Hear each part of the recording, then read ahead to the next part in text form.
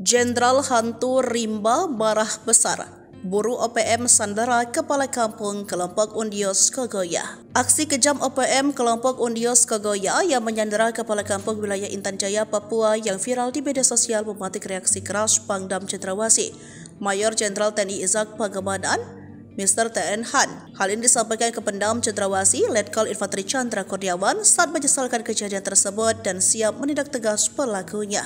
Aparat kampung selama ini aktif melayani masyarakat dan berat tugasnya sehingga semestinya harus dibantu, bukan disiksa seperti ini, ujarnya Minggu 12 Mei 2024. Hal serupa juga ditegaskan oleh Kepala Pusat Penerangan TNI Majen TNI Nugraha Gumilar. Ya benar, video tersebut menunjukkan tindakan OPM yang biadab dan pelakunya aksi teror kepada masyarakat dengan tujuan agar takut bergabung dengan TNI untuk membangun Papua, ujarnya 13 Mei 2024. Lantas siapakah Izak Pangemanan?